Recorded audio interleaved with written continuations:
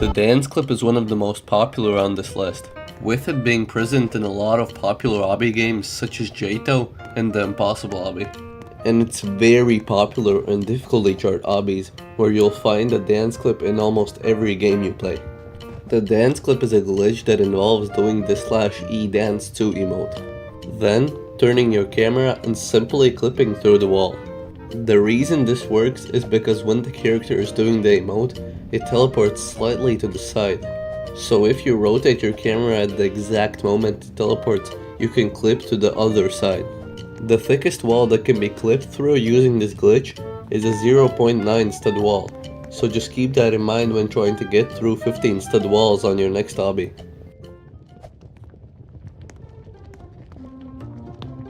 Similarly to the dance clip, this also uses an emote to clip through a wall.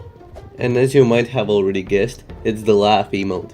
This clip works because the laugh emote makes the character lean backwards, and right as the character is fully leaned, you can turn the camera and press shift lock.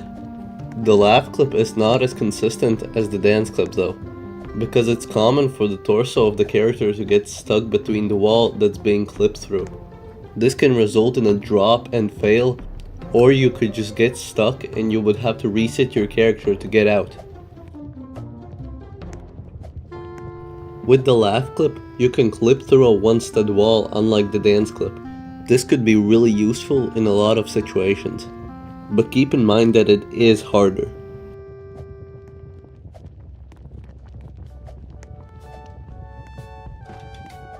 The wall hop is a trick that allows the character to jump in mid-air. Yeah, I know it sounds crazy, but it's true. This glitch works when there are 2 or more bricks placed vertically. The character can jump towards the wall, and when your legs reach the part where the bricks separate, you need to flick your camera 90 degrees and press jump. This will give you another jump mid-air, and it can go on infinitely.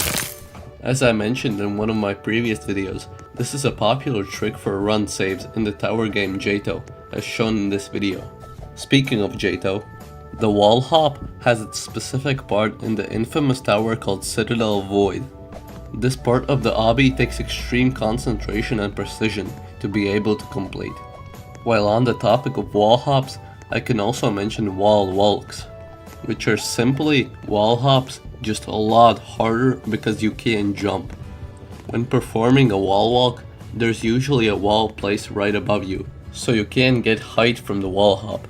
This trick is extremely difficult, but it gets easier on laggier computers.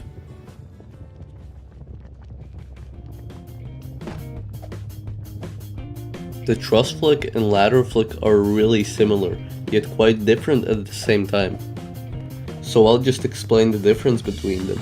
But first, I'll explain the actual idea of the trick. The truss or ladder flick is a flick where you turn your camera 90 degrees when reaching the top of the truss and jumping. This will give you another jump instead of getting bounced off like you usually would on a truss or ladder when simply jumping. The difference between these two is that you can only flick on the top, or if there's a bottom brick, on the bottom of the truss, whereas the ladder flick is made up of many bricks placed together with a 1 stud space in between. This means that you could ladder flick off any part of the ladder. Another thing that's different is that it's a lot easier to fall off ladders than trusses.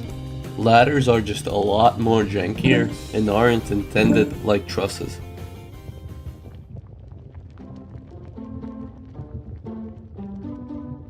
The lag high jump is an advanced version of the high jump, which I decided not to include in this video.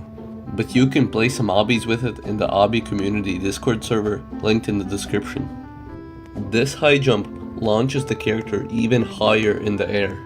The way it works is by pressing the top of the Roblox tab when jumping.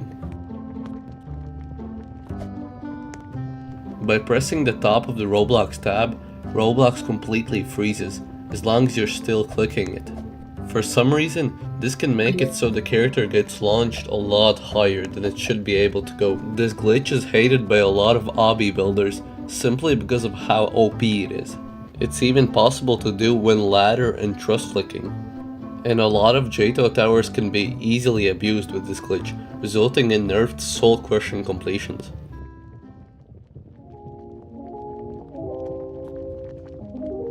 The head glide is a very unpopular and pretty much a useless glitch. To perform the head glide, your character needs to get its head stuck between a 0.5 stud or less brick, which is pretty hard to find, so good luck with that. Once you get into this position, you are officially in the head glide, and now you need to make it to the end. And this is the hardest part. The head glide is extremely hard to control. It simply just moves by itself and you can just hope that it drops you on the right side. Some people have tried using it in actual lobbies, though it's really difficult to implement.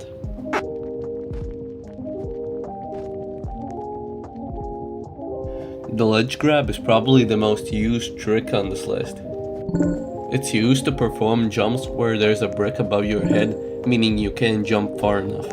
So the ledge grab is a trick that is performed by going to the edge of a platform, turning your screen and hanging off the brick, then simply jumping and your head won't hit the roof anymore, letting you complete the jump. The ledge grab is widely popular in tiered obbies and J2 because it actually takes skill to do, unlike many others on this list. You can encounter a lot of these jumps in jank style obbies. The lodge is probably the most complex trick on this list. To perform it, you need to jump into a 1.5 stud space in a sideways position, then straighten your character. This will make you float in between the two bricks. Although if you slightly move your camera, the lodge can start moving you forward, where it can eventually drop you. And that's when you finish the lodge. In Roblox hobbying, there's a list called the top jumps list that ranks all the hardest jumps ever landed on Roblox. The Discord server will be linked in the description of this video. But basically, the lodge is very popular among these jumps, at times even having 3 lodges in a row, in a single jump. Because of the lodge's sheer difficulty, it's easy for builders to simply add it to their jumps to try and make the hardest jump on Roblox.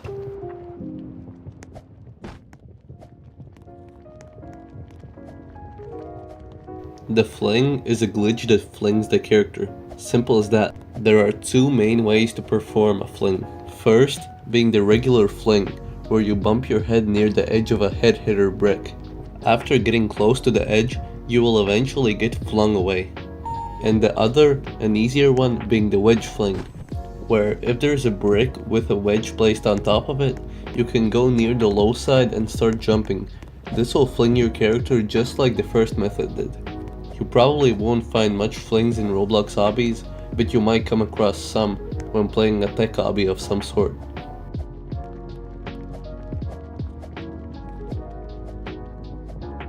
The body drag is probably the most unpopular glitch in this list. It's performed by sliding on a wall, like shown in this video. The reason it's so unpopular in hobbies is because of the construction it needs for it actually to work properly. It needs a brick and a wedge under it. Before we get to the last glitch, I want to invite you all to an event in an adventure-based RPG with a chance to win 1000 Robux. The World After is a game set in an apocalyptic future where monsters have overran the world. To help players survive in this new world, everyone is given a unique ability at the start of the game. Unlike other RPGs, it focuses more on exploration, with puzzles and bosses hidden throughout the world. It's been in development for over a year now, and a new biome is coming very soon. If you're interested in winning 1000 Robux, make sure to join the Discord server for more info about the event.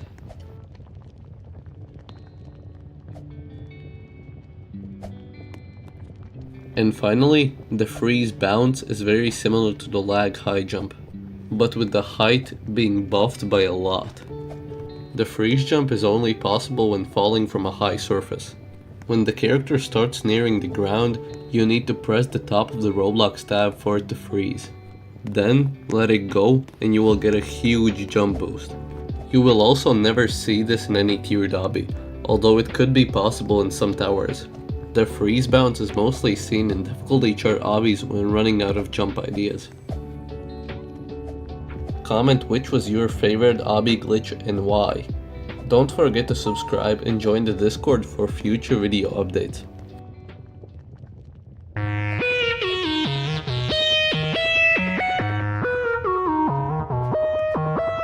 When something is titled the world's hardest game, it certainly has a lot to live up to. On December 15, 2007, a 16-year-old developer named Stevie Krytoff, who went by the online alias Snubby, released a very special game to his website, snubbyland.com. At the age of 12, he started making short flash games and cartoons, uploading much of his work to both Newgrounds and Snubbyland to share his creative passion with the world. His games were simple and his animations were crude, but there was certainly something special brewing at Snubbyland Creative Media. In late 2007, Snubby spent several months piecing together a project that would be very different from anything that he had created before. He wanted to make a flash game so difficult that calling it the world's hardest game wouldn't be seen as a joke. The objective was simple. For 30 levels, one needed to maneuver a red square from one green zone to another, dodging the blue, purple, and red enemies while collecting all the yellow coins along the way. Upon death, the player got sent back to either the beginning of the level or the last checkpoint with all collected coins wiped away. The game wasn't too difficult at the start, allowing most people to quickly clear the first few levels, but soon after, players would realize exactly what kind of monster they were up against. By and large, the levels only get harder as the game progresses, and the game must essentially be completed in one sitting, as it does not save people's progress. Closing or reloading the browser tab means starting everything over from the beginning. If someone gave up trying to complete the last level, they would have to slog through the first 29 levels again just to get another shot at it. Upon completing each level, the game taunts the player with a new snarky message, seeking to eat away at their confidence. And as the death counter in the top right creeps higher and higher, the immense frustration felt after failing a level just before the end is only compounded. The game truly pulls no punches. Upon release, it truly may have been the most difficult, but still completable, Flash game ever created. So that raises the question, who was the first player to conquer the world's hardest game? Upon the game's release, Snubbyland was a website of pretty modest size. There were about 50 registered members who had contributed around 1,000 posts to the forums, around 400 of which had come from Snubby himself, and around 250 that had come from somebody named Mexifry895, the website's second most active contributor. He would be the first to leave a comment about the game on the 22nd of December, 1 week after its release, venting his frustration with level 10, a definite choke point that is noticeably harder than all the previous levels. The next day, someone named Ziggy claimed to make it to level 15.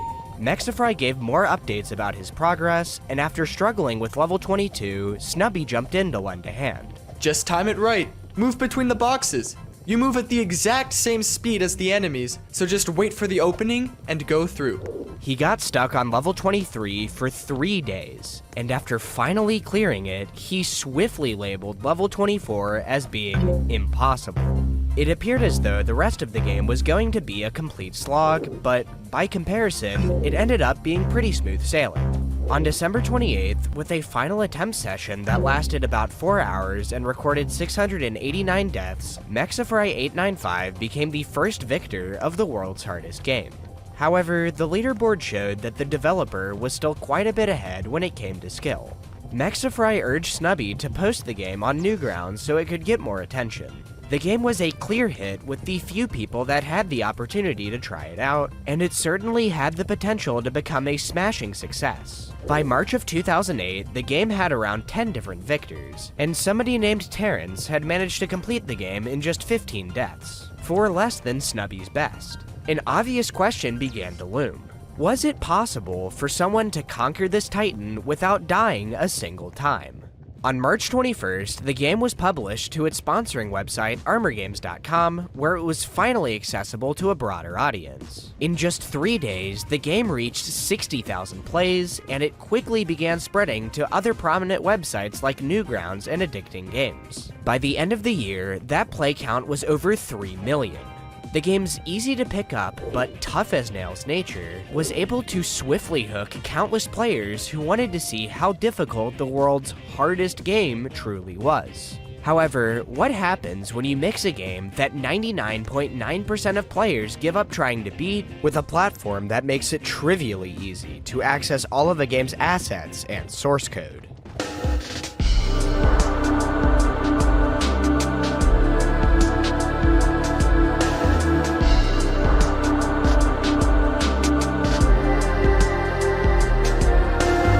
People hacking popular Flash games and slapping them on shady websites wasn't exactly a new concept back in 2008, but there is no question that the world's hardest game had it worse than anything that had come before it. Players were able to vent their frustration with the game's difficulty by skipping to the end of each level completely unharmed. Countless people effortlessly skipped to the end and uploaded a score of 0 deaths to the game's official leaderboard. Indeed, within a week of the game being shared with the general public, the leaderboard was completely ruined. If someone wanted to prove that they got a 0-death completion of the game, they were going to need to get it on video. As I do with pretty much every single one of my videos nowadays, I spent hours searching YouTube to try to find the earliest recordings that I could of full completions of the world's hardest game. To probably nobody's surprise, I found a boatload of early videos claiming to complete the game in 0 deaths, but were just recordings of that weird hacked version with smiley faces drawn on all of the green areas. Gotta love old YouTube. There was a lot of garbage to sift through, but I was able to find what I believe to be the first full playthrough of the game uploaded to YouTube. A 24-death completion performed by somebody named Hatredcopter on August 2nd, 2008. Because of the time limit restrictions that existed on YouTube back in the day, Copter had to speed up their completion to get it uploaded, cranking it to 2 times speed as indicated by the title. However, upon analyzing the video, it became pretty clear that it was actually sped up by a factor of 1.5, making the completion a lot faster than some may have thought. Though Copter hadn't completed the game in the least amount of deaths accurately recorded, they did unintentionally claim the record for the fastest completion with video evidence, a time clocking in at 13 minutes and 13 seconds. The next day, they were able to cut their death's personal best in half, completing the game with just 12. 1 in level 12, 1 in 19, 1 in 23, 1 in 25, 2 in 26, 1 in 28, 2 in 29, and 2 in 30. This run was also sped up 1.5 times, and slowing it back down to the proper speed yields a final time of 12:23, a new world record. Copter's completions of the game were certainly impressive, but it was obvious that there was still some room to improve, both death-wise and time-wise. Thankfully, on October 18th, 2008, the game would finally get the completion that it deserved, as someone named Hachiman became the first to record a 0-death completion of the world's hardest game.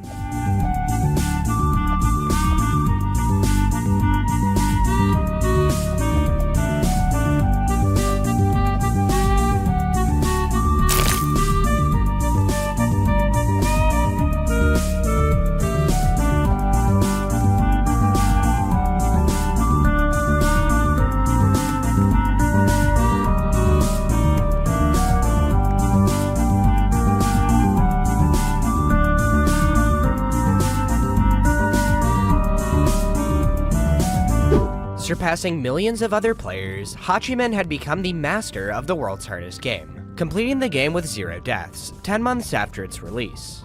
If you have ever seen a video of this game on YouTube before, you have almost certainly watched either this playthrough or another one that we will get to shortly, as it currently holds the record for the most viewed video of the game with over 17 million well-deserved views. Hachiman eased into each level with composure, executing mostly predetermined movements with surgical precision without going too overboard.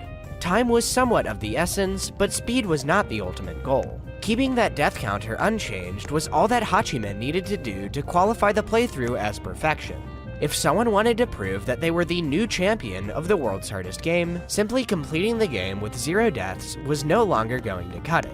Hachiman's completion just happened to clock in at 8 minutes and 37 seconds. Now, it was time to see how much faster the game could get.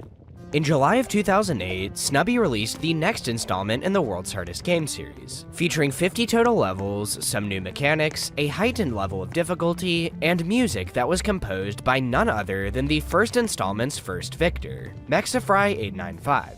The game is so challenging that, to this day, nobody has managed to complete it in 0 deaths, with the current glitchless world record of 1228 by Daniker still having 7 of them. While both the sequel and the original continued to receive massive amounts of attention going into 2009, it seemed like nobody was able to top Hachiman's record of 837. People may have thought that there wasn't much left to accomplish with the game if the death floor of 0 had already been reached, since people didn't really care about how fast they were completing the game.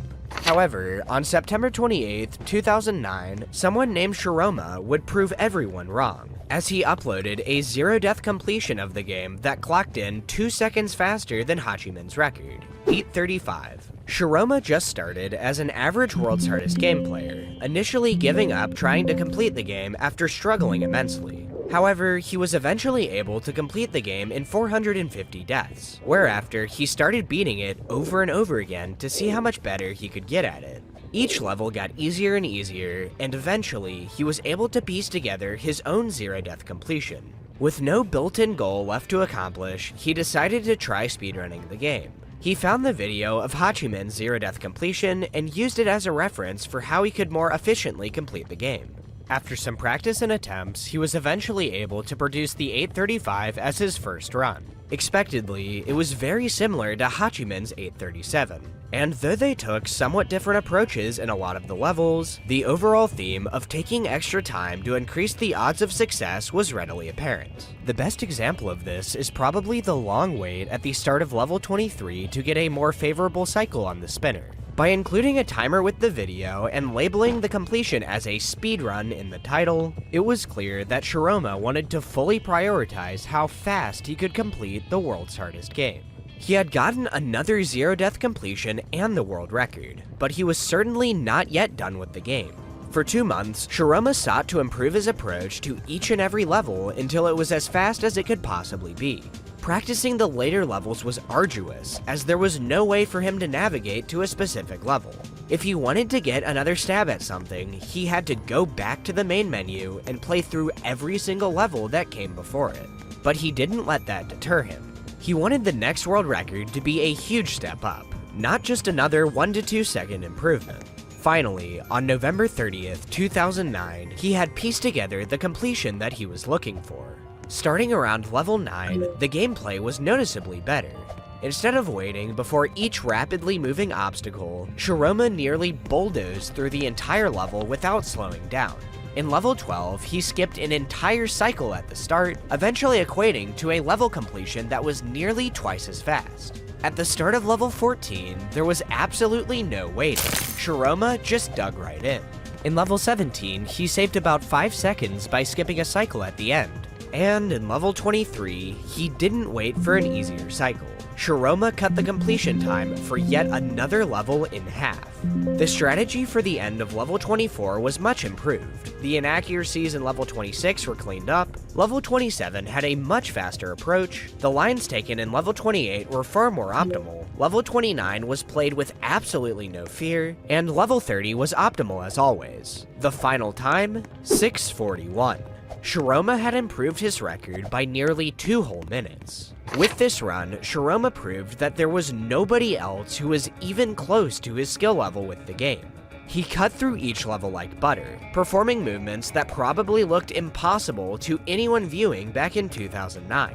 If he quit now, it would almost certainly be years before anybody could hope to topple his record. However, he still had more to do.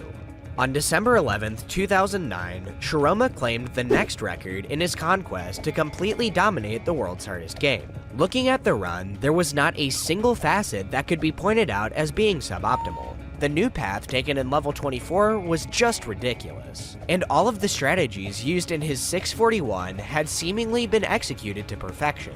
Up to this point, Shiroma was only uploading his runs to the Japanese video sharing site Nico Nico. However, this time, he decided to upload his achievement to YouTube so he could share it with a wider audience, a decision that would eventually pay off. It was a steady performer at first, but after a few years of simmering, the view count just started soaring, reaching over 15 million views and counting. So yes, this is the other highly viewed World's Hardest Game video that was alluded to earlier, nearly matched with Hachiman's 17 million view completion. It's pretty amazing that 2 of the most viewed speedruns ever performed were of a Flash game made by a 16-year-old in his spare time. the internet truly does work in some pretty incredible ways. On a personal note, Shiroma 629 was the very first speedrun I ever remember watching back in the early 2010s, and I recall just sitting there in complete disbelief. This was a game where I was taking hundreds of deaths to get past the first chunk of levels, and this guy was able to complete the whole thing in 6.5 minutes without dying a single time. This is the run that initially built my curiosity when it came to speedrunning, as I learned that these simple flash games that I enjoyed playing had so much potential just waiting to be unlocked. Without this run, I don't know if I'd be in the same spot in the speedrunning community that I am today. It seemed like Shiroma had finally perfected his craft, but he knew that there was still one level in particular that needed to be improved. The target? Level 18. In all of his previous records, the strategy had always been the same.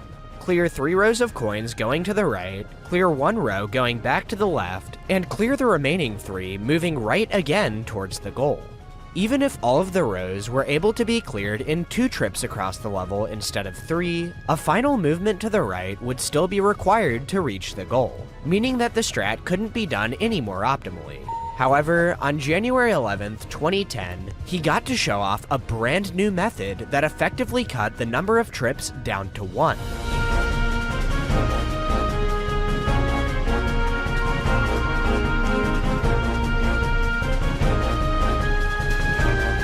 Being nearly tied with his 629 going into level 18, he left 8 seconds ahead. Shiroma figured out that by buffering up and right at the start of level 19, the player would just not hit any of the enemies, allowing him to complete it without ever slowing down. Combined with slightly more optimal movement in the last 10 levels, Shiroma grew his lead to 12 seconds and scored himself a 617. Now, this had to be it. Second place was 2 minutes and 20 seconds behind him. Each level looked like it had been perfected. What else could possibly be done to push the time any lower?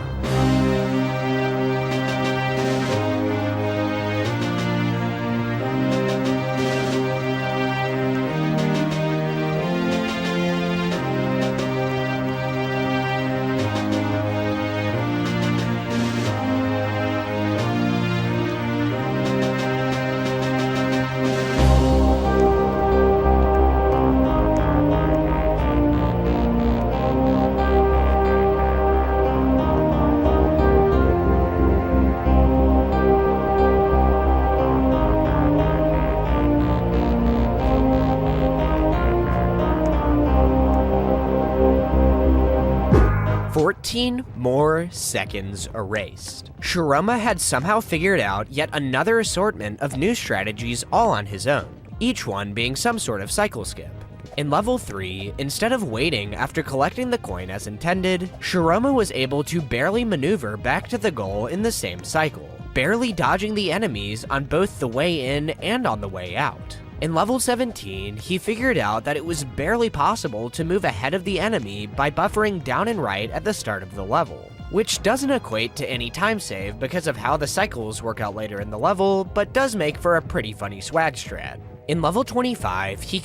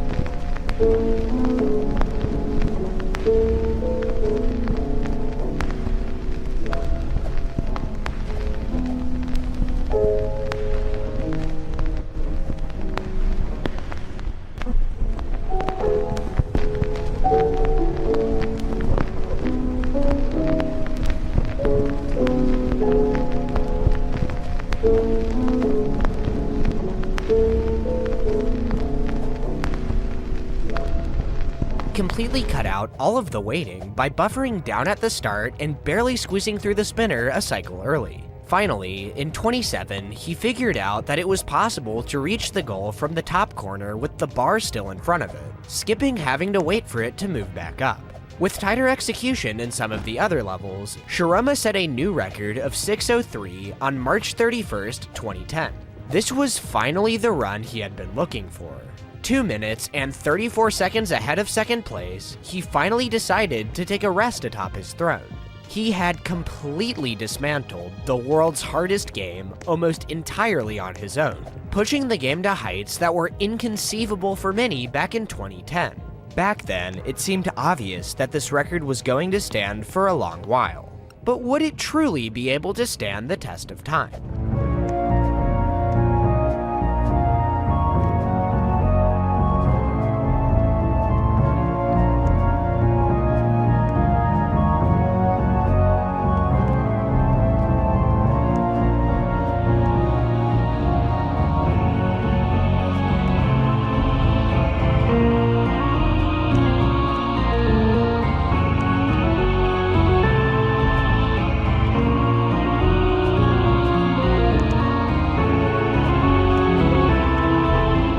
Seven years passed by, and nobody had even come close. It was the real deal.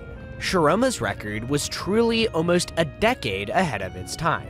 There were multiple zero-death completions uploaded to YouTube during this span, but in terms of speed, Pazula's 709, performed on March 21st, 2017, was the closest anyone had gotten, a run which unfortunately appears to have been lost to time.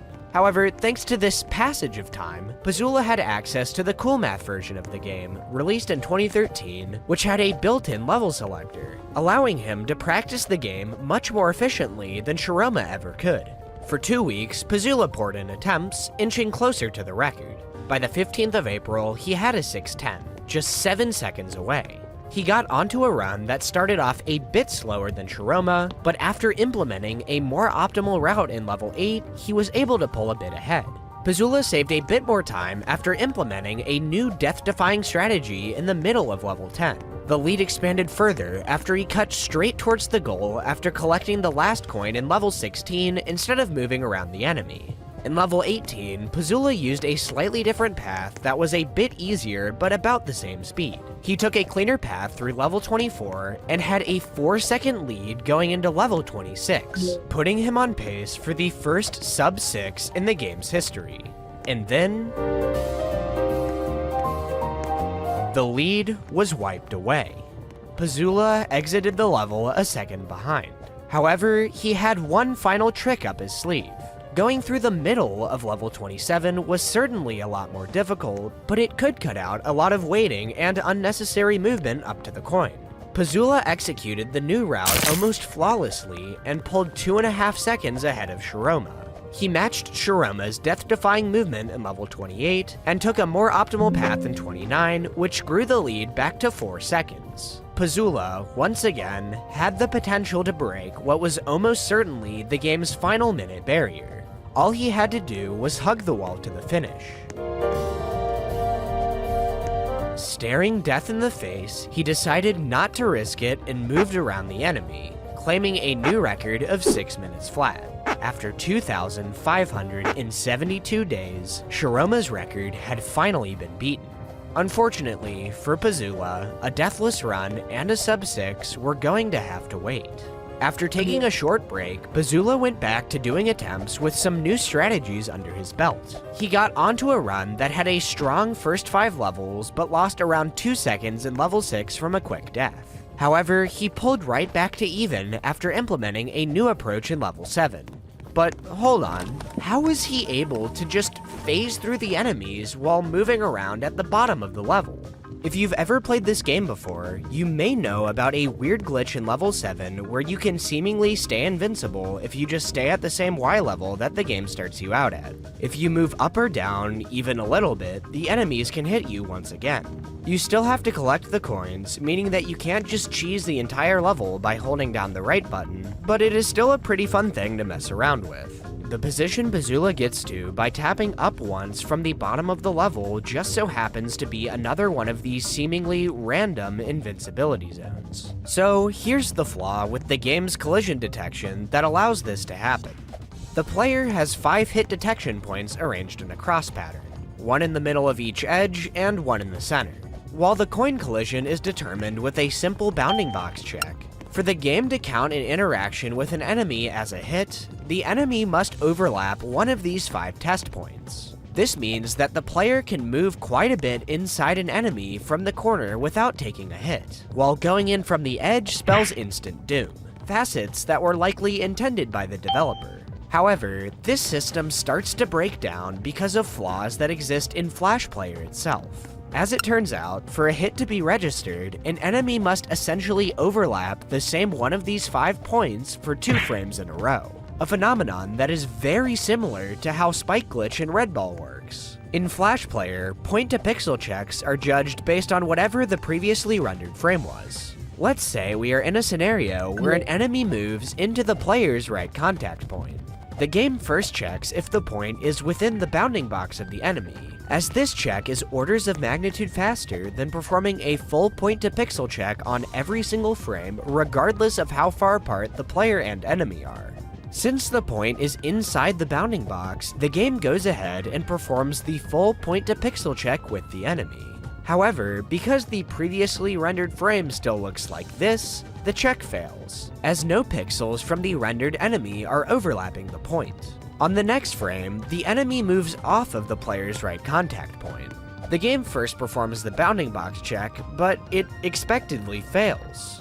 Therefore, the game doesn't run the full point-to-pixel check on the previously rendered frame that would have found the two to be overlapping. Gotta love those janky built-in Flash Player functions. Essentially, the only zones where an enemy can be lethal are ones where it overlaps itself for 2 consecutive frames. Because the enemies in level 7 are moving so fast, the regions of enemy overlap are small, meaning that as long as all 5 of the character's collision points are not in these areas, it cannot be hit. Unfortunately, because of how unusual this looked and how ubiquitous no-clipped completions of the game were on YouTube, Pazula had plenty of people in the comments calling him a hacker and a cheater, a trend that, unfortunately, would not die out with this video. Pazula got a bit behind going into level 20, but he had fortunately figured out a way to save a boatload of time in the level. After collecting the first coin, it was just barely possible to squeeze behind this enemy without waiting for the next cycle, leading to about 7 seconds of time save, mostly thanks to the cycles later in the level lining up more favorably as a result. Going into level 20, Pazula was easily on pace for a sub 6. He maintained the same 5.5 second lead going into level 26, and after completing the level without dying, he was now over 10 seconds ahead. This run was on pace to skip an entire 10-second barrier, having the potential for a 549. Unfortunately, in level 28, disaster struck.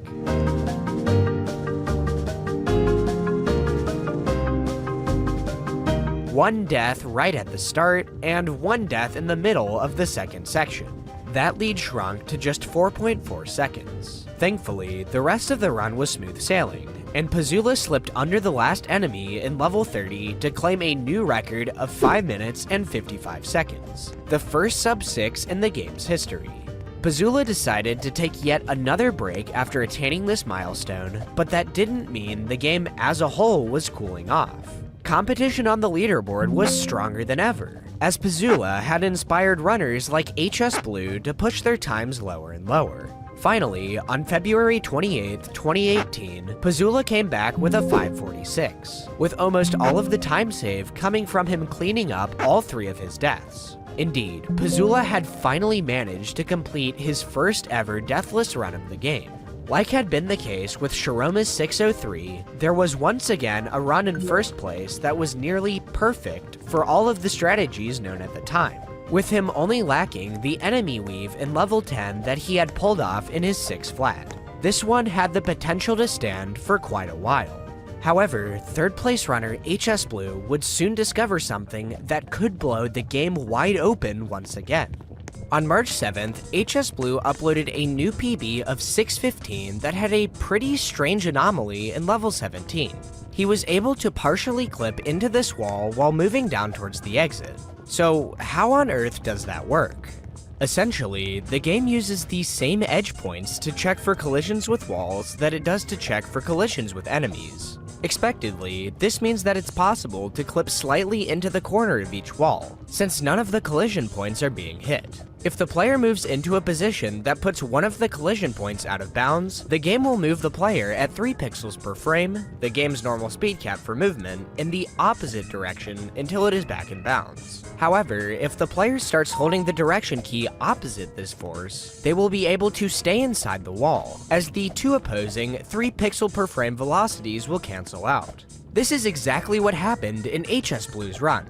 On this frame, he was holding down and left, which caused him to clip slightly inside of the wall, and on this frame, he switched from holding left to holding right, allowing him to stay inside of it as he moved down. In this scenario, this maneuver was frame perfect, though he had done it by complete accident, and it didn't really accomplish anything.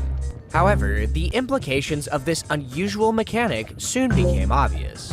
On August 22nd, HS Blue was able to implement wall clipping in a useful fashion, as he claimed a perfect level 1 time of 3.867 seconds, a run which has now been tied by 21 other people.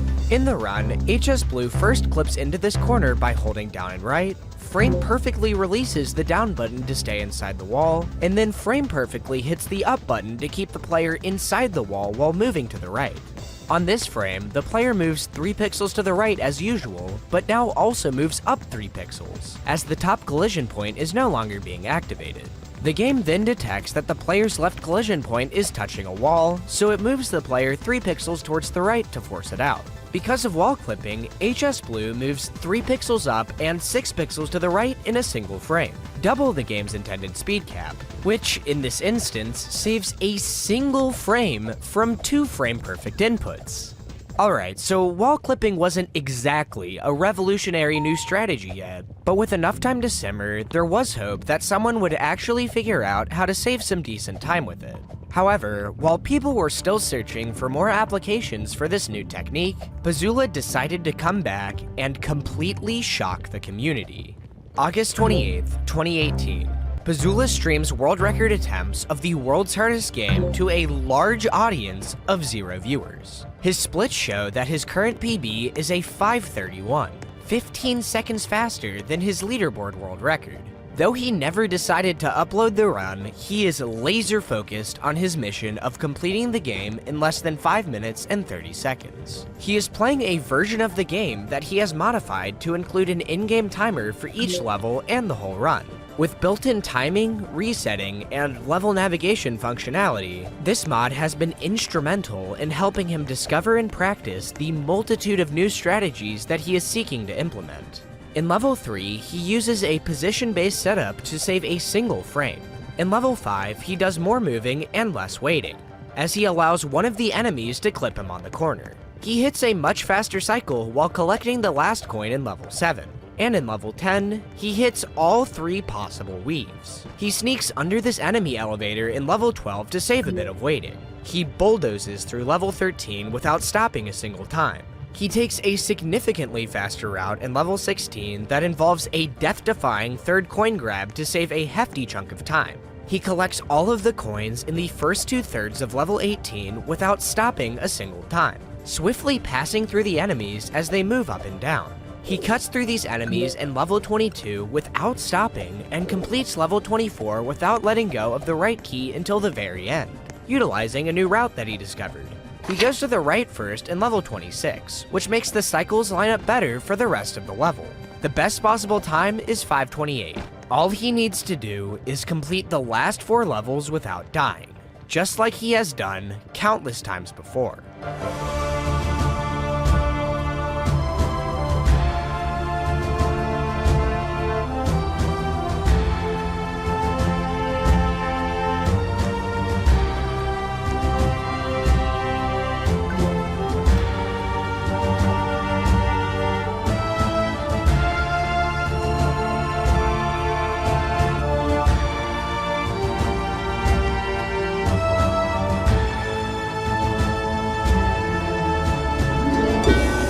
529. There it was. Shiroma's 629, the most influential World's Hardest Game speedrun ever performed, had just been toppled by over a minute. Again, the game had a world record where almost every single detail went exactly according to plan. The video received a good amount of traction, and many viewers and fellow runners offered their congratulations in the comments. However, there was also expectedly a tsunami of detractors that instantly called the run cheated once they saw Pazula getting hit by the enemies in level 7 without dying. I guess some people just aren't able to fathom that a Flash game programmed by a 16-year-old back in 2007 may not have every single bolt tightened to spec. Regardless, this impressive show of dominance placed Pazula 31 seconds ahead of second place, meaning that this one certainly had the chance to stand for a while. However, it didn't end up staying on top for as long as most people may have expected, as a new runner named Aaron would quickly make himself known. Joining the community in September of 2018 with a YouTube channel called The IL Guy Runs, Aaron made his first mark with, well, individual level speedruns. He beat or tied the world record in every level aside from 3, 18, and 30, a very impressive feat. However, on November 18th, 2018, he dropped something even more substantial, a second place full game personal best of 546. The IL Guy was no longer just the IL Guy, he was now the full game guy as well. Aaron kept grinding, improving his PB to a 539, then a 538, then a 530, and finally, a new world record of 526. In the run, Aaron took the other available path in level 9 because it turned out that it was actually slightly faster. In level 18, he used Pazula's no-stop strategy the whole way through, and in level 21, he maneuvered around the enemies after collecting the third coin instead of getting sandwiched in between them. He used a faster return route in level 27, and he pulled off a frame-perfect collision cheese in level 29 to squeeze through these enemies early. He didn't do the quick exit in level 7 or the risky third coin grab in level 16, but all of the other crazy stuff that he implemented allowed him to beat Pazula's monumental record by 3 seconds. It's worth reiterating that essentially none of these strategies could have been found and perfected without the help of Pazula's speedrun mod. Back when Shiroma pulled off his 603, the game didn't even have a level selector. It was pretty much impossible to practice anything outside of just doing runs over and over again. Things had come quite a long way, and Aaron's implementation of this ridiculous strategy in 29 to save a fraction of a second was pretty emblematic of that. For over a year now, HS Blue had slowly been climbing up the leaderboard, inching closer and closer to the world record, something that he very much desired. Just when he felt like he could finally chase it down, Aaron leaped into the first place spot. However, he wasn't going to let that deter him. He came back and started setting massive personal bests. First a 545, then a 542, then a 529, then a 527, and then a 526, tying Aaron's record to the second, but actually clocking in just 4 frames slower. Still, this run did have some impressive new tech, namely a double coin grab at the end of level 6 and a much faster cycle in level 8 that required a frame-perfect wall clip to avoid hitting the enemy. Finally, wall clipping had a substantial use in full game runs. HS Blue omitted the third weave in level 10 and took a safer approach in level 16 that didn't lose any time, but he was still very much on pace for a sizable new world record.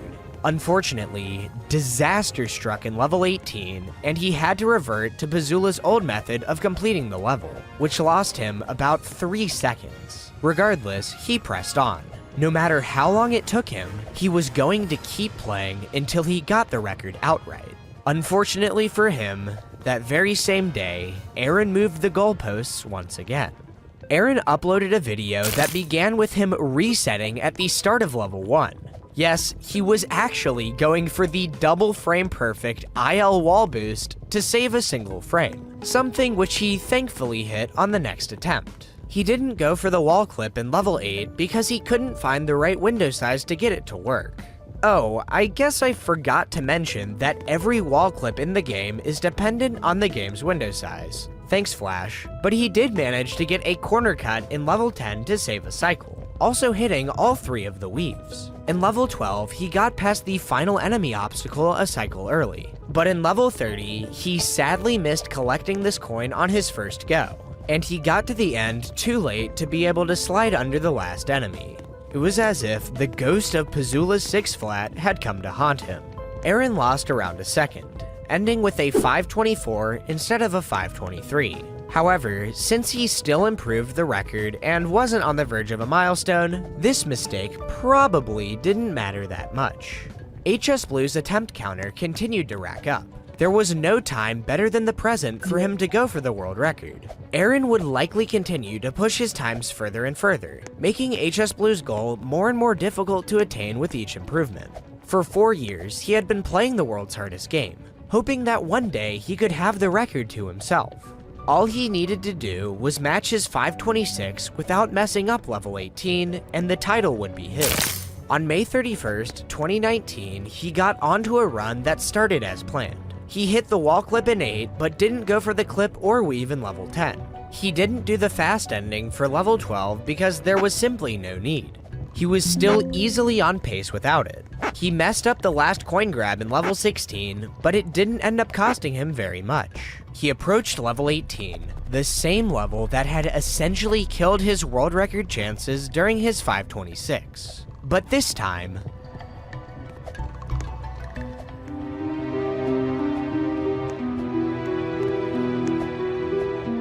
disaster struck again.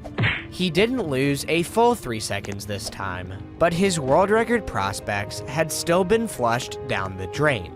However, there was still one Hail Mary strategy that could potentially save it. Task 23.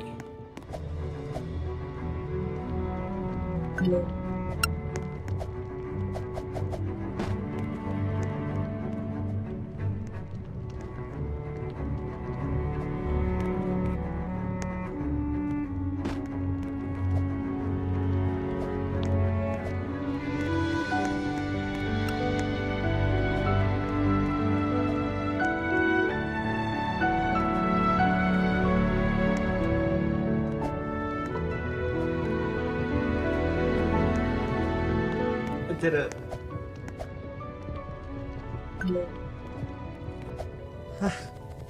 4 years. I've been dreaming of this.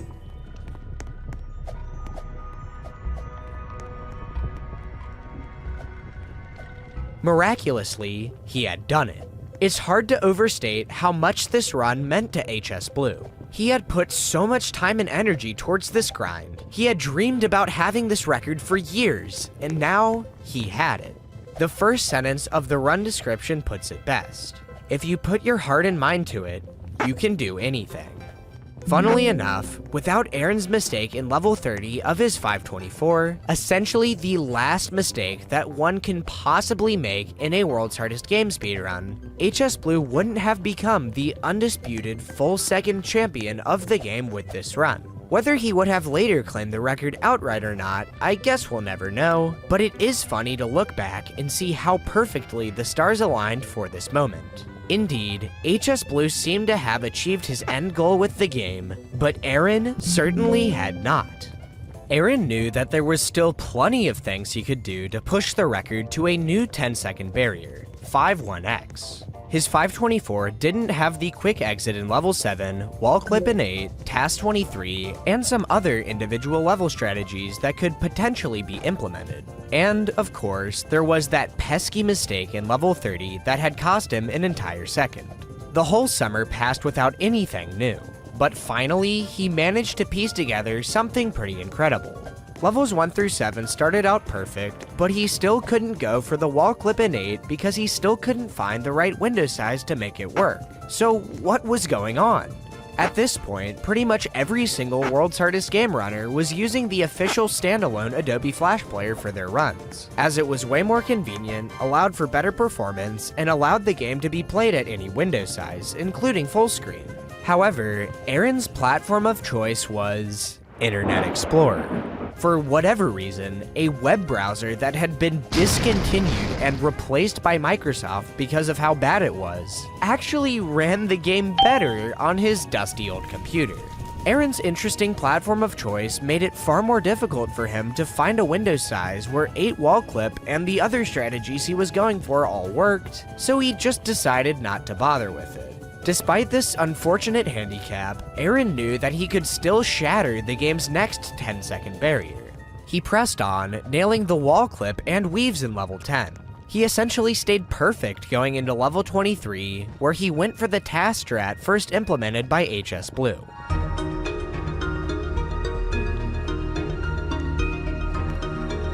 He got it. Granted that he didn't mess up level 30, the run was now on pace for a 520 flat, just a bit shy of his goal. However, he had a plan that could just barely nudge it over the edge. He entered level 26 and proceeded to do this on the right side.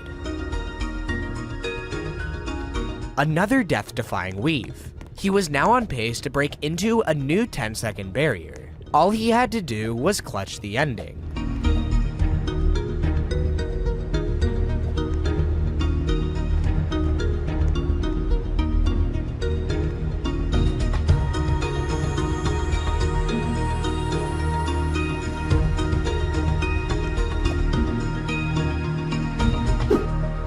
There it was, 519.633. Plenty of geniuses in the YouTube comments completely ignored the pinned message explaining the game's collision mechanics to call it out for being fake. But it was absolutely real. Aaron took a well-deserved break after this run, as it was unlikely that anyone would even get close to challenging his throne. But he still knew in the back of his mind that more could be done. Going into 2020, it became apparent that there were more TAS or IL-only strategies that could potentially be brought over to full game runs. First, there was a wall clip in level 6 to collect the last coin without having to revolve with the spinner, saving over a second. Next, there was a frame-perfect turnaround here in level 7 that allows the player to phase through this enemy, saving around half a second. Additionally, there was a cycle skip in level 12 that required a frame-perfect elevator entry, perfect character alignment to squeeze under these enemies, and absolutely no slowdown for the rest of the level, allowing for a ridiculous 2.5 seconds to be saved. Finally, there was a frame-perfect entry in level 26 where the player can go under the dots at the top right instead of going over them, ultimately saving around a second. Of these 4, Aaron recognized that the strategies in 7 and 26 were the most realistic to implement. And, at last, he had found a way to hit the wall clip in level 8, which meant that he could save an additional 2.5 seconds. If everything went according to plan, a 514 was not out of the question. Now, he just had to piece everything together.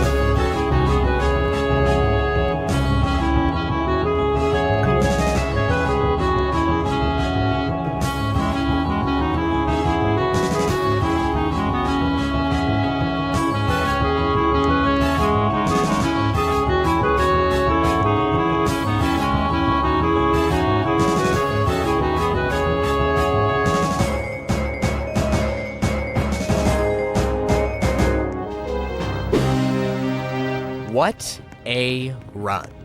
Aside from a somewhat suboptimal level 26, every single thing went exactly according to plan, and the expected potential for these strategies was matched exactly.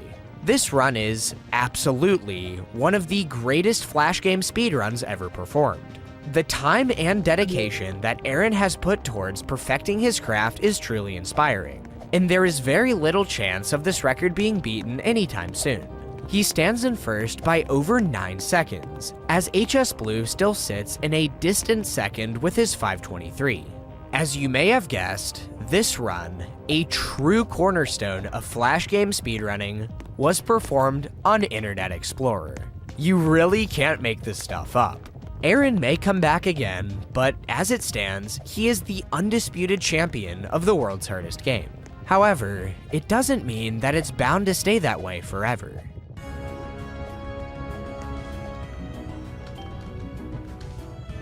I love the song.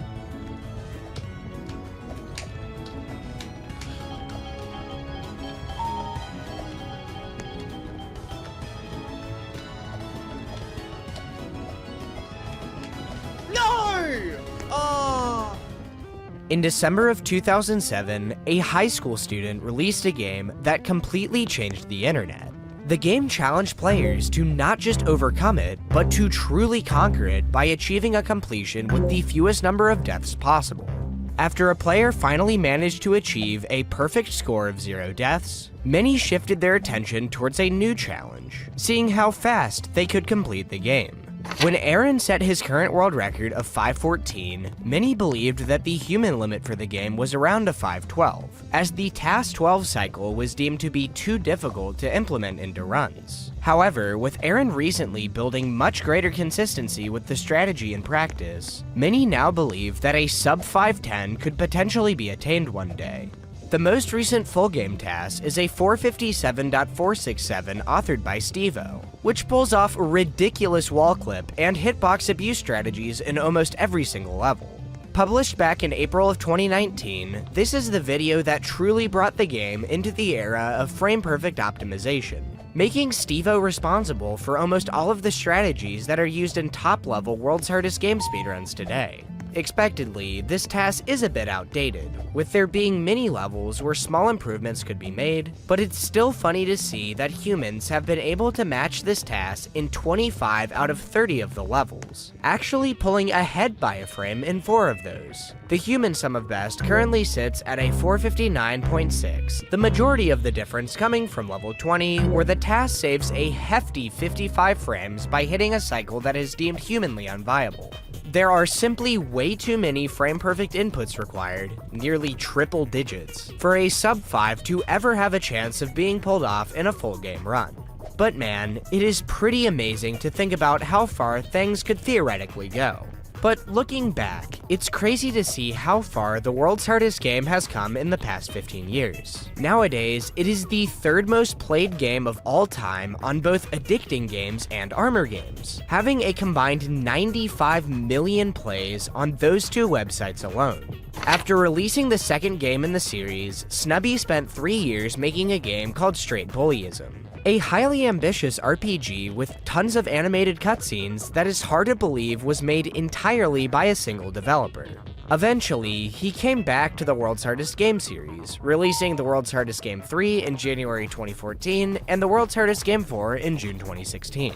With the death of Flash on the web looming in the late 2010s, he was sponsored by Cool Math Games to port the first installment to HTML5 so that it could continue to be enjoyed by future generations, with almost all of the levels being reworked in some way. The remaining 3 installments were ported by Cool Math themselves to a much lesser degree of quality. 2 is impossible to beat thanks to there being game-breaking glitches in multiple levels, and 4 was never fully finished and got scrapped before it ever released. The original versions of the first 2 installments run great on the Flash emulator Ruffle, so they have continued to have life on other websites as well. As Snubby moved further into adulthood, he eventually started going by Steven instead of Stevie, which is why his name is different on all of the newer installments and ports. His web game development days seem to be behind him, with him pulling the plug on Snubbyland and all of his other websites. But the legacy that he has left behind on the internet is nothing short of incredible. He created one of the most popular and memorable series of games ever released on the web, with the first game in particular truly being a lightning-in-a-bottle creation. Its formula inspired people to keep playing the game over and over again until they could truly master it, and their efforts to push the game closer and closer to its limit have been viewed in awe by tens of millions of people. Each record holder shaped the game in their own unique way. Hatredcopter helped lay the foundation for low-death completions. Hachiman was the first to verifiably achieve the game's definition of perfection. Shiroma unlocked the game's boundless potential. Pazula revolutionized the game with his practice mod and innovative discoveries. HS Blue broke the game wide open with wall clipping, while also showcasing the power of never giving up. And Aaron pushed the game near its absolute limit through his massive, shocking records that always seemed to come out of nowhere. Over 15 years, this game went from being beaten, to being perfected, to being completely dismantled and dominated. Speedrunners are the ones who realized that to truly conquer the world's hardest game, it was necessary to completely redefine what perfection meant. Thanks for watching. Enormous thank you to Aaron, Pazula, Daniker, Frames, HS Blue, Eyeball, and Shiroma. Ever felt trapped by endless ads while watching your favorite videos? One click on privacyadblocker.com.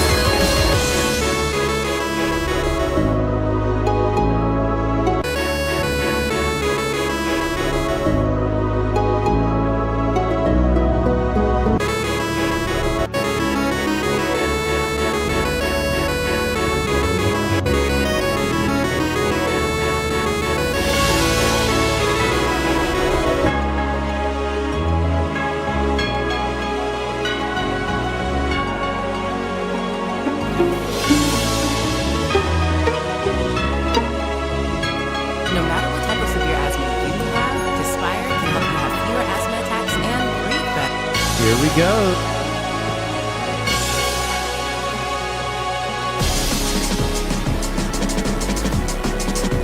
Let's not do that.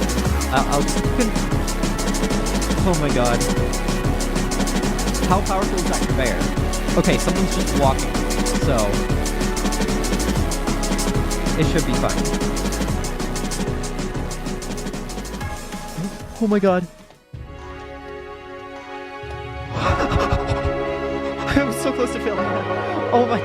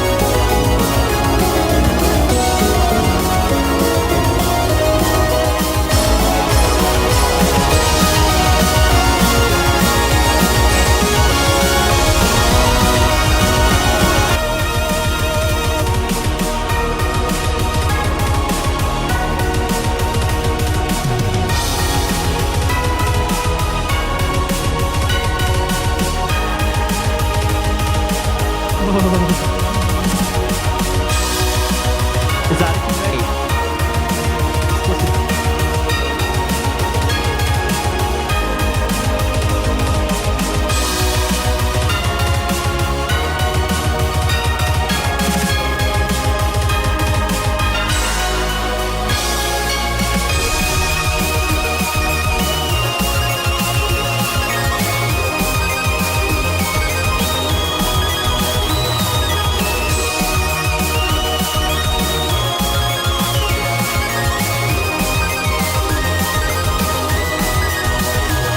I see.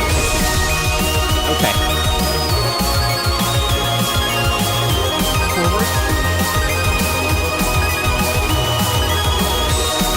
Okay. What? Capture.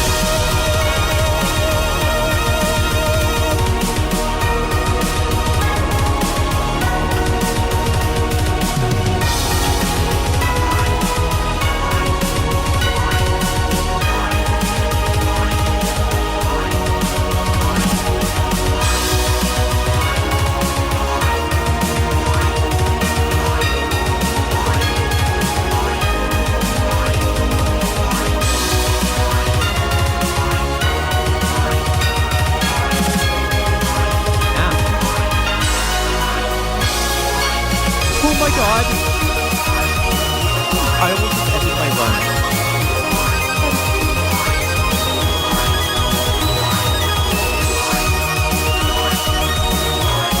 Oh my god.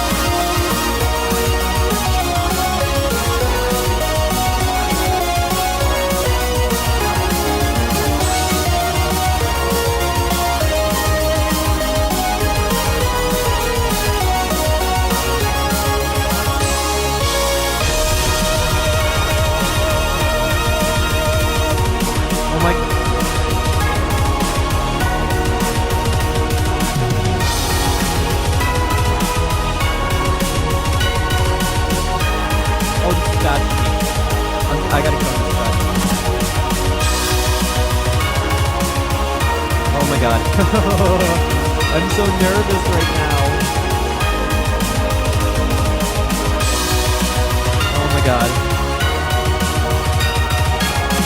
I'm so nervous.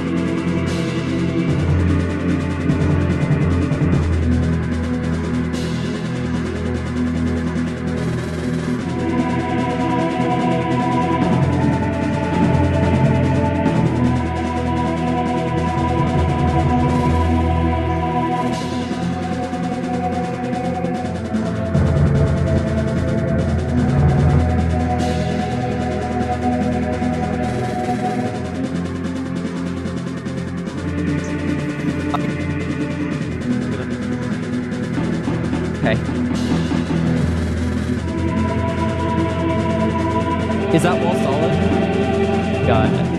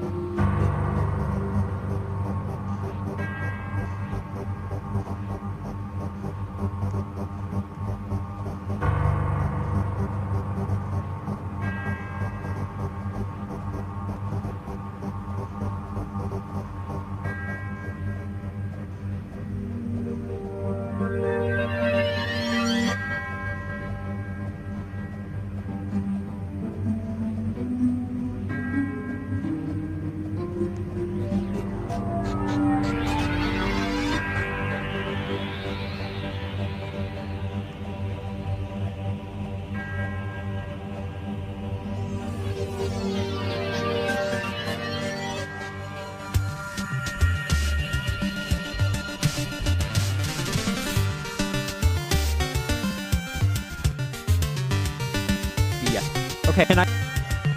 Oh my. Guess I don't. Can't believe Lisa. Okay. Nintendo. Well, it's my helicopter powers. Understand this though.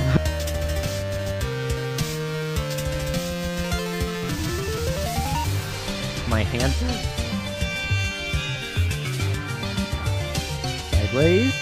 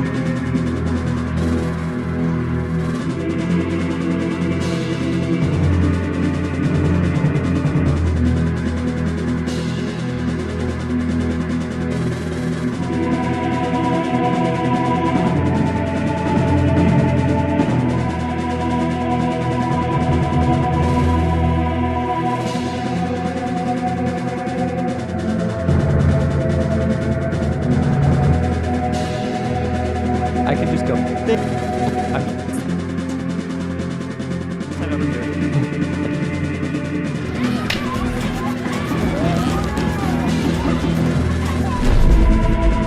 A instead of R's.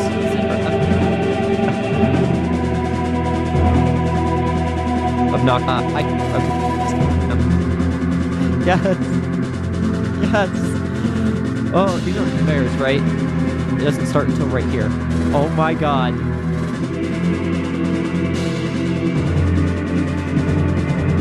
Oh my god.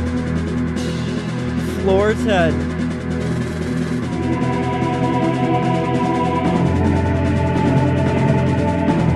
Oh, I can't see. I gotta go back. I gotta go back. I did an invisible players, and that was and someone's got a really obnoxious item on. Okay. Here we go.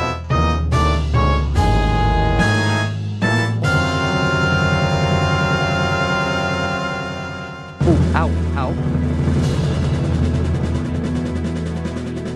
Oh, ow, ow. Oh, ow.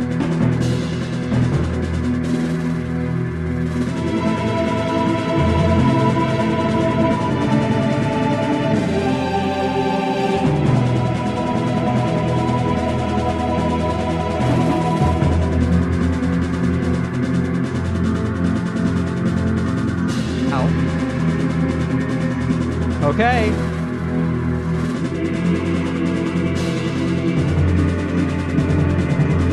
Okay, so A is the second one. Oh, right, left, right, right. R, R, L, R, L, L, R, R. Okay.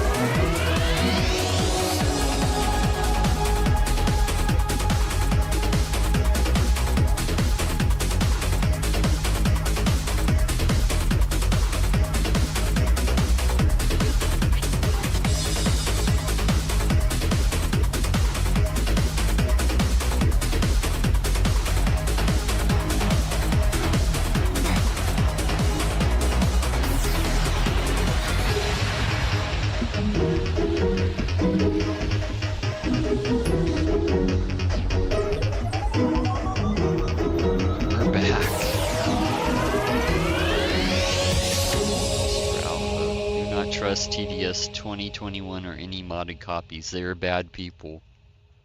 This game was formerly called TDS Open World. Open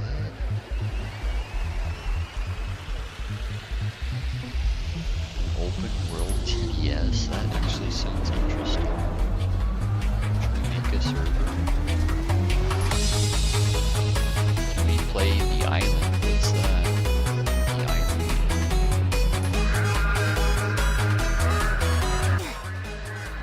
Adding Gavin to the server list. Gavin has been added. There you go, RPG time. Whatever. Rogue Demon. Oh, I forgot. Well, after this will be Rogue Demon.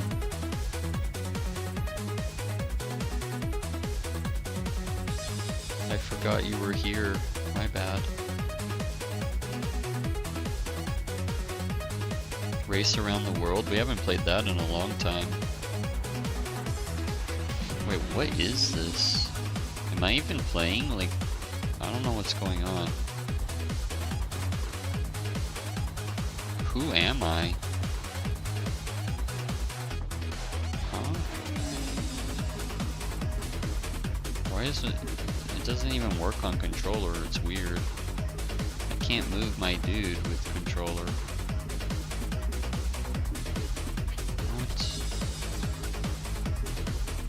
Using WASD.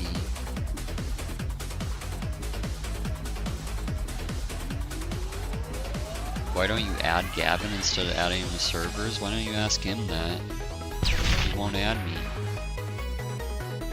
I've been asking him for a long time, he won't add me. I don't know why. And he won't explain why either. Look at the bottom left corner. What? Towers menu?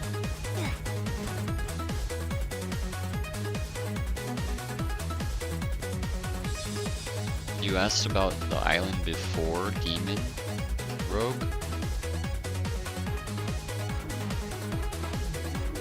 I don't think you did ask before Demon Rogue, because you got here after he did.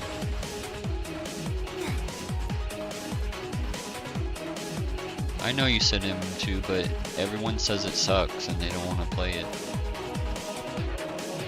How do we play the game? You said look at the bottom left, but can we play Possess or? Guys, now you're asking for way too much stuff right now. Just wait.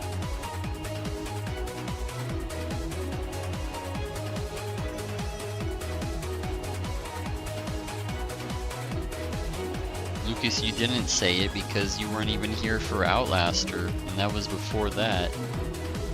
You didn't say it before. Don't worry, I remember.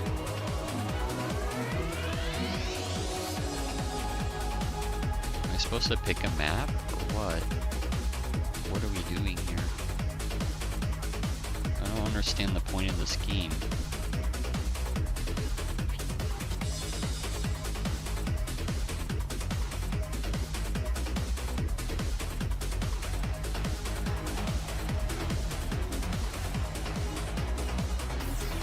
Harbor? Wait, I'm being killed by something. It says I have to be level 50 to pick Harbor. Why would you tell me to pick Harbor? I can't. I'm level 1. I can't even get this thing off the screen because of the things in the way. This might be one of the worst TDS games so far.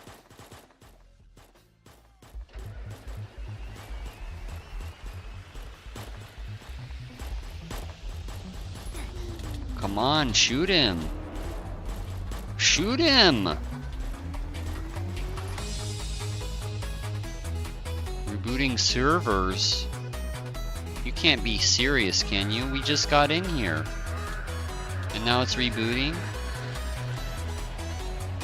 Bro, this game is absolute garbage.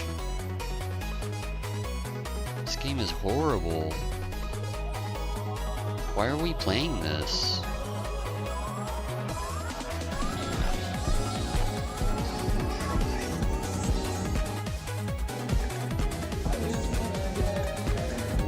Water the tree in the Discord, yep. You can't shoot while moving. Alright. Got it. Okay, I got it. I got it. MM2 doesn't so bad anymore. Item Asylum. I'd rather do that than this. I'd rather do any game but this.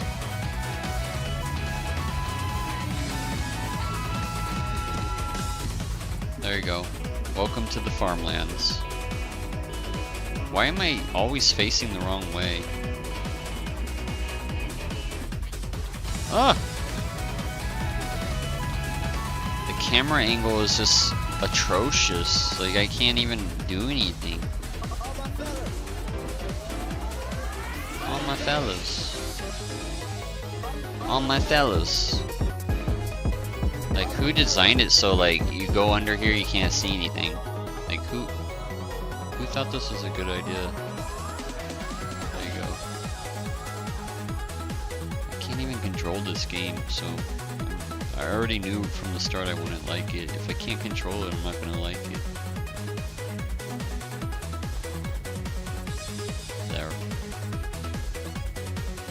How do I level up anyway? I only have 90 out of 1,000? No way. I only have 103 out of 1,000? This is like Blocks Fruits but with TDS. Like, I'm not gonna stay here all day to level up once. It's insane.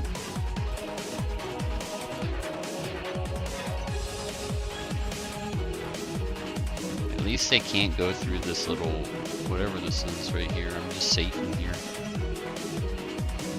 Do the wheel. What's up, Landolux? We might have to do the wheel if people keep asking for stuff, because I'm not going to get through every game if you keep asking for more stuff. Bro, this game is, it only gives you 7 experience for one dude. I like this map for grinding. You don't actually play this, do you? Say Stellar Arenas. Huh? Stellar Arenas 16. Did I say it right? I'm invincible in here. They can't get to me. They can't do anything. They can't even come over here as long as we're in this circle.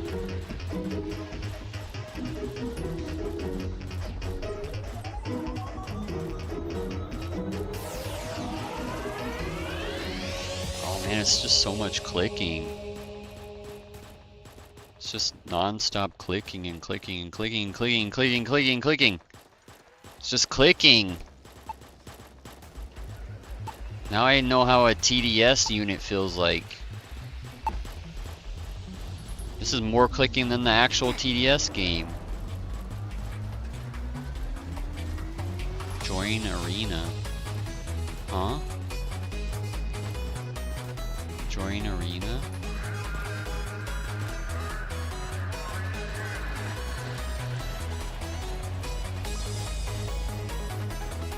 It says I'm not playing anything. Oh, that's fine. You don't want to play this anyway.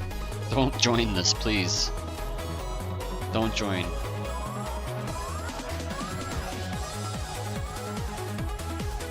At least there's, like, it's more entertaining than the original TDS. That's a positive I can say about it. You're definitely way more active in this game than the regular one.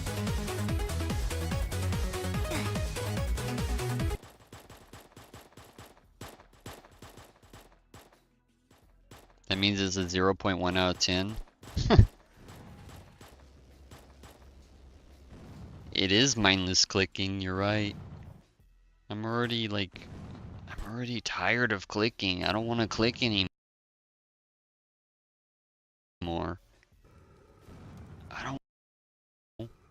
There's no click button. There's no click. If there was a click, I would just do that. I can't move with it either. All I can do is use the right stick to move around like that. can't click. Clicker simulator, yeah. And I'm not even level 2. I'm not even halfway.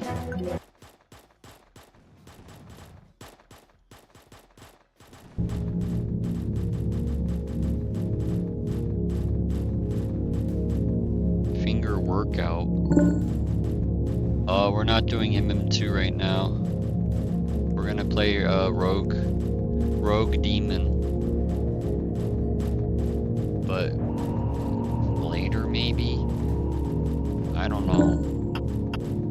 MM2 is just, you know, MM2, there's games like MM2, but they're just better.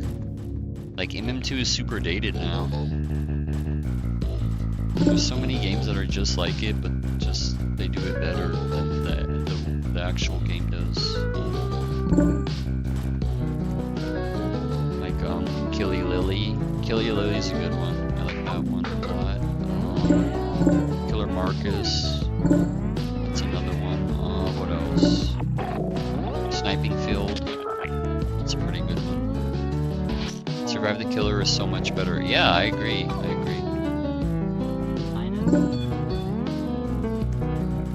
I mean, it's not really the same thing because you know who the killer is in that game. In MM2, you don't know until they pull out their knife and start killing everyone. But other than that, it's the same concept.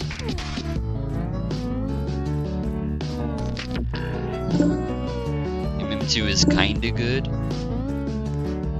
Kirby, I thought this was gonna be funner than this TDS, but Kirby thought this is gonna be funner than TDS, but he doesn't like it now. I thought it would. Like, I thought you could, like... I didn't know... No RPG takes this long to gain 1 level. None that I've ever played.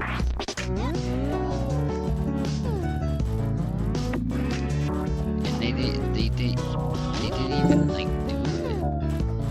Like, I'm not even... How long have I been in this game? 10 minutes? And I'm not even level 2?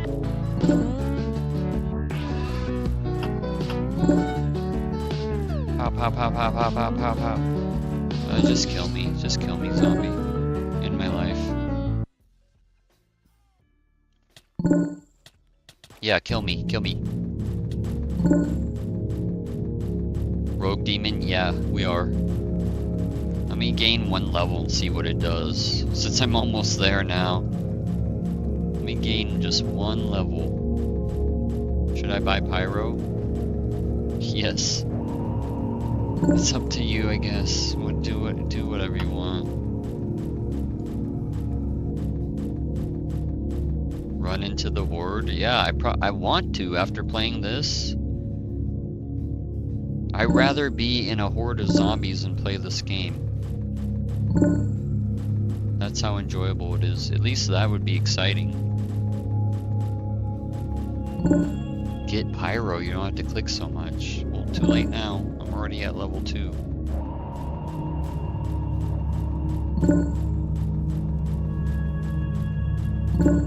Too late, I'm almost there. I have 40 experience left. 30 experience. Yes, kill me. Kill me, please. End my suffering. Yes, let's go. Level 2! And it requires even more experience. What? Okay, what can I buy? Nothing. Level 80 required? You gotta be kidding me. What? Elf. Absolutely ridiculous. No way. Hunter. There is no Pyro. Hunter, Demo Man, Sith, and Scout. That's it. Wait, can I upgrade my guy? Upgrade. Hello.